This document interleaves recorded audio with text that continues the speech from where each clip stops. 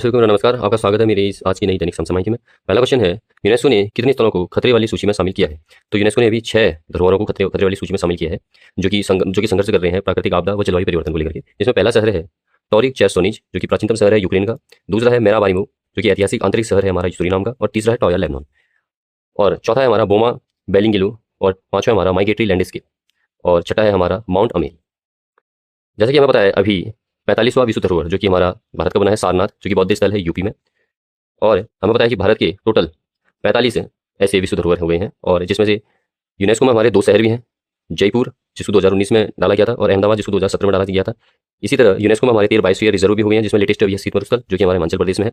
एक मिक्स्ड है जो कि कंचनजंगा, 7 प्राकृतिक है और 37 सांस्कृतिक है, और 16 अमूर्त धरोहर हैं, जिसमें अभी लेटेस्ट है दिवाली।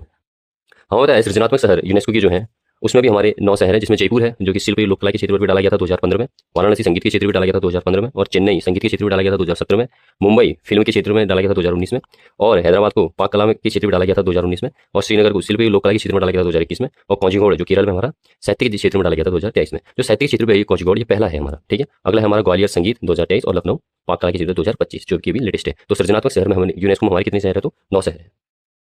अगला क्वेश्चन है, भारत की पहली स्काई कास्ट प्रणाली कहाँ प्रारंभ हुई है? तो ये दिल्ली से प्रारंभ हुई है, ठीक है। कर्नाटक के वर्तमान सीएम कौन है? डीसी कुमार। और भारत का पहला ब्लू बॉन्ड करने की घोषणा किस निगम ने शुरू की है? सागरमाला वित्त निगम ने। अगला क्वेश्चन है, संयुक्त राष्ट्र मानवाधिकार उच्च आयुक्त किसी नियुक्त किया है वर्तमान में? तो वॉल्कर तुर्क, ठीक हो गया। 4 साल का इनका कार्यकाल रहने वाला है। अच्छा, दूसरी बार नियुक्त हुए हैं ये लगातार, ठीक हो गया।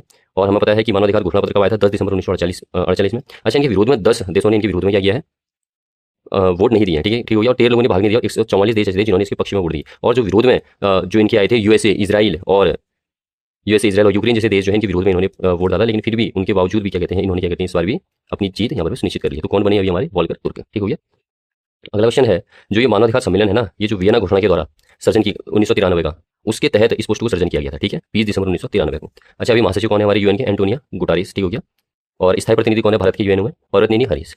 अच्छा, जैसे हम जानते हैं कि हम अभी हमारे सीईओ चेंज हुए हैं नीति आयोग के, कौन है वर्तमान में? अनुराग जैन, जिनको अतिरिक्त प्रभार मिला था नीति जब्बर को, वो उनके बदले में कौन आ गया? अनुराग जैन आ गया, ठीक है। अगला क्वेश्चन है, Hong Kong Asian under 20 athletics championship में भारत ने पदक तालिका में कौन सा स्थान हासिल किया है? तो सेकंड स्थान हासिल किया है। अगला है, भारत के सात्विक चिराग ने कौन से बैडमिंटन ओपन का यूएल खिताब जीता है? तो सिंगापुर। अगला क्वेश्चन है, लॉजिस्टिक पोर्ट परफॉर्मेंस इंडेक्स 2024-25 में ड्राई बल्कि की श्रेणी में किसने शीर्ष स्थान हासिल किया है? तो पारादीप पोर्ट ने। और अगला क्वेश्चन है, भारत की अर्थव्यवस्था को वैश्विक स्तर पर एआई परफॉर्मेंस में स्थान कौन सा मिला है? 14 स्थान मिला है। अगला क्वेश्चन है, कोसोवा वर्ल्ड टेबल टेनिस में सीनियर सिंगल्स का खिताब जीतने वाली सबसे कम उम्र की भारतीय महिला खिलाड़ी कौन बन गई है? तो दिव्यांशी भौमिक। अगला क्वेश्चन है, हिंदुस्तान यूनिलीवर लिमिटेड की देश में पहली सुगंध R&D सुविधा का उद्घाटन कहाँ पर भी हुआ है? तो ये मुंबई में हुआ है। और अभी समर्थ पोर्टल लॉन्च किया है, तो ये किस मंत्रालय के तहत आता है? पंचायती राज मंत्रालय के अंतर्गत आता है, ठीक हो गया। और इसमें एक कार्यक्रम लॉन्च किया है जिसमें कहा गया आत्मनिर्भर पंचायत कार्यक्रम, ठीक हो गया। इसका मेन उद्देश्य है टिकाऊ राजस्व अर्जन के लिए परियोजनाएं तैयार करना, ठीक हो गया। और जो समर्थ पोर्टल लॉन्च किया है किसके लिए? पंचायत को टैक्स प्राप्त जो होता है ना उसको थोड़ा आसान करने के लिए इस पोर्टल को लॉन्च किया गया है, ठीक है, समर्थ पोर्टल को। अच्छा, ई गवर्नेंस सम्मेलन कहाँ हुआ है अभी? तो ये जयपुर में हुआ है, ठीक हो गया, जयपुर में हुआ है। और इसमें जो गोल्ड है इस सम्मेलन में किसको मिला है? पंचायत एडवांस केयर इंडेक्स, ठीक हो गया। गोल्ड मिला किसको? पंचायत एडवांस केयर इंडेक्स के तहत पंचायती राज मंत्रालय को, ठीक है। अगला है, रुद्रम सेकंड मिसाइल की विशेषता क्या है? ये एयर टू सरफेस वार करती है। और सीबीएसई के नए चेयरमैन लोखंडे प्रशांत सीताराम।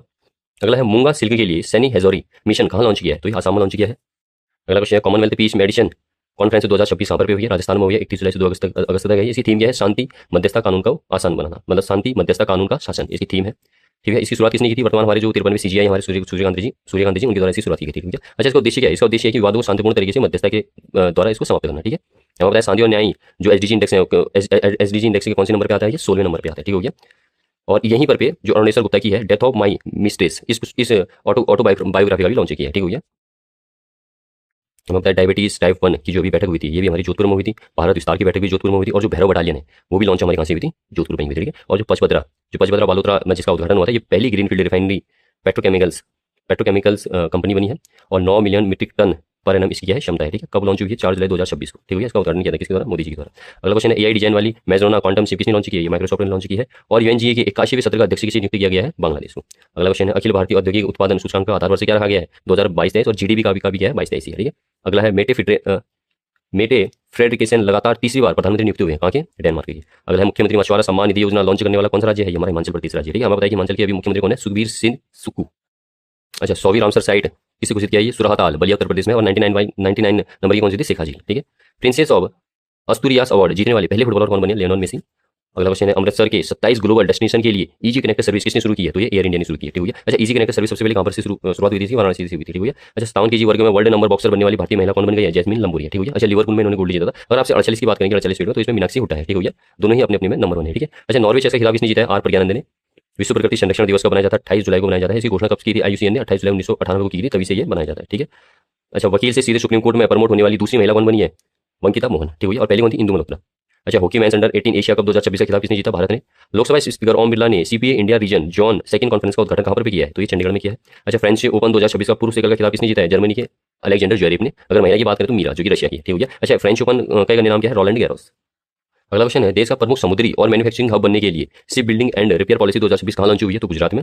और इसका मुख्य उद्देश्य क्या है? और इसके तहत क्या हो रहा है? 2 मेगा शिप बिल्डिंग्स पार्क विकसित किए जा रहे हैं और आत्मनिर्भर भारत इसका उद्देश्य है और मैरीटाइम विजन 2047 के अंतर्गत आता है। और इन दोनों को पूरा करने के लिए ही इस पॉलिसी को क्या किया गया है? लॉन्च किया गया है, ठीक हो गया। और जिसमें 5 लाख प्लस लोगों को क्या 5 लाख प्लस लोगों को क्या होगा? स्किल डेवलपमेंट होगा, ठीक हो गया। और ग्रीनफील्ड शिप बिल्डिंग क्लस्टर भी स्थापित किया गया है, कहाँ पर? पोरबंदर में स्थापित किया गया, ठीक हो गया। अच्छा, सैफ महिला चैंपियनशिप 2026 का खिताब किसने जीता है? तो ये भारत ने जीता है, ठीक हो गया। और भारत का पहला न्यायपालिका एकीकृत वन्यजीव अपराध प्रबंधन सिस्टम HAWK किसने लॉन्च किया है? केरल ने लॉन्च किया है, ठीक हो गया।